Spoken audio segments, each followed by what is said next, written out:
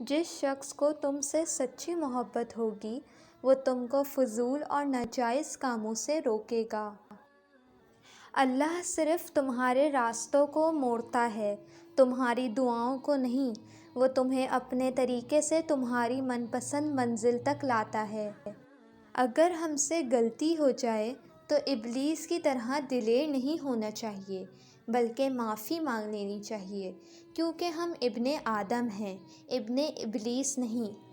جنہیں سب پتہ ہوتا ہے وہ اکثر خاموش ہو جاتے ہیں، کیونکہ وہ جانتے ہیں کہ سچ بہت کم لوگوں کو برداشت ہوتا ہے۔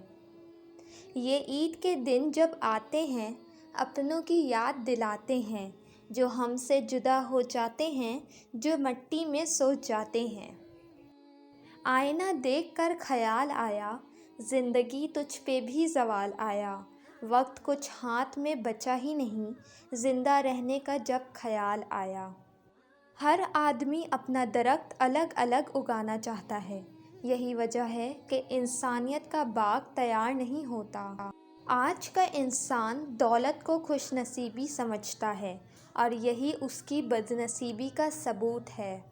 جن لوگوں سے اور جن باتوں سے ہمارا کوئی تعلق واسطہ نہیں ہے، ان کے معاملات پہ نظر رکھنا ہمیں زیب نہیں دیتا۔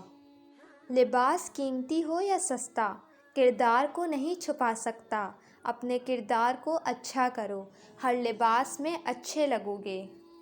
جب کسی کی کمی محسوس ہونے لگے تو سمجھ جاؤ زندگی میں اس کی موجودگی بہت گہری ہونے لگی ہے۔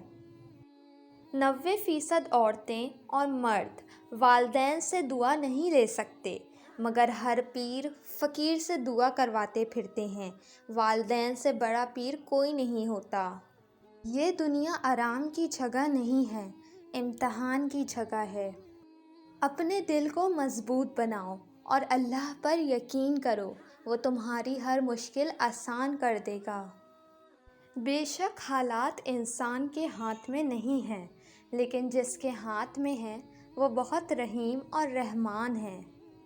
جو کرتا ہے اللہ کرتا ہے، اور جو کرتا ہے بہتر کرتا ہے۔